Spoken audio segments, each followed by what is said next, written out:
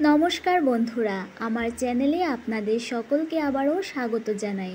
আজকে আমি আপনাদের জন্য একটি নতুন ধরনের শাকের রেসিপি নিয়ে হাজির হয়েছি, আর তা হচ্ছে ঢেঁকি শাক। এটি আপনাদের কাছে নতুন বলে মনে হতে পারে, তবে এটি আমাদের নর্থ ইস্টে, বিশেষ করে ত্রিপুরা রাজ্যে সচরাচরই পাওয়া যায়। এটি অনেক পুষ্টিকর একটি শাক। তাহলে চলুন দেখে নিন আমি কিভাবে এটি রান্না করি। এখানে আমি ঢেঁকি শাকগুলোকে ভালোভাবে পরিষ্কার করে ধুয়ে রেখেছি।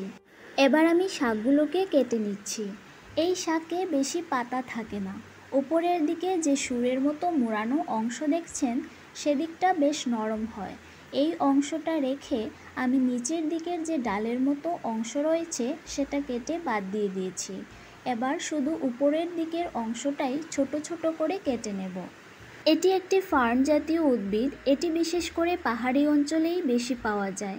আর এই শাকটা কিন্তু গরম ভাতের সাথে খেতে ভীষণ ভালো লাগে। আপনারা শেষ পর্যন্ত দেখতে থাকুন আমি কিভাবে এই শাকটা রান্না করছি। আর এই রেসিপিটি যদি আপনাদের ভালো লাগে তাহলে প্লিজ একটা লাইক দিয়ে যাবেন।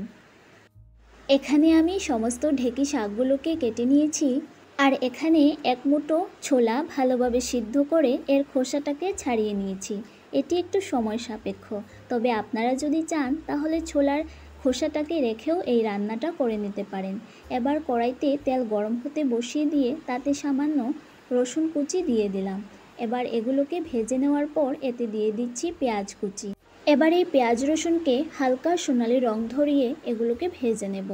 পেঁয়াজ রসুনটা আমার ভাজা হয়ে গেছে। এবার আমি এর মধ্যে আগে যে ঢেঁকি শাকটা কেটে রেখেছিলাম সেটা দিয়ে দিলাম। দিয়ে ঢেঁকি শাকটাকে ভালোভাবে নাড়াচাড়া করে নিচ্ছি।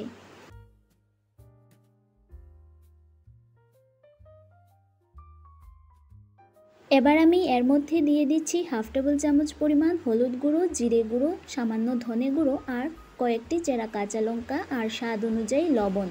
এবার ভালোভাবে নাড়াচাড়া করে সব উপকরণগুলোকে ঢেঁকি শাকের সাথে ভালোভাবে মিশিয়ে নেব।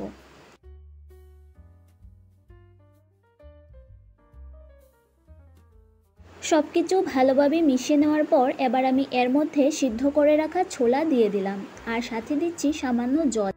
এবার ছোলা ও ঢেঁকি শাককে ভালোভাবে নাড়াচাড়া করে মিশিয়ে নেব। এবার আমি এটিকে মিডিয়াম টু লো ফ্লেমে 10 মিনিটের মতো ঢেকে রান্না করব। 10 মিনিট পর আমি ঢাকনাটা খুলে নিচ্ছি। 10 মিনিট ঢেকে রান্না করার ফলে দেখুন বন্ধুরা, ঢেঁকি শাকটা অনেকটা নরম হয়ে গেছে। এই ঢেঁকি শাকটা কিন্তু গরম ভাতের সাথে খেতে ভীষণ ভালো লাগে।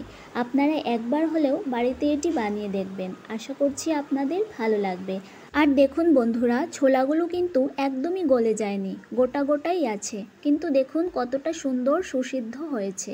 এবার আমি 2-3 মিনিট মিডিয়াম ফ্লেমে শাকটাকে সামান্য নাড়াচাড়া করে একটু ভাজা ভাজা করে নেব। তখন শাকটা খেতে বেশ ভালো লাগে।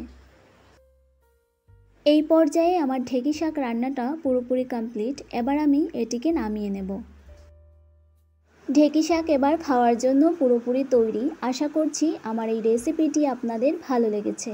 ভালো লাগলে লাইক, শেয়ার ও কমেন্ট করার অনুরোধ রইল। আর আমার চ্যানেলে যদি নতুন বন্ধু হয়ে থাকেন তাহলে প্লিজ আমার চ্যানেলটিকে সাবস্ক্রাইব করে পাশে থাকবেন। ভালো থাকবেন, সুস্থ থাকবেন। দেখা হচ্ছে আবারও নতুন কোনো রেসিপির সাথে।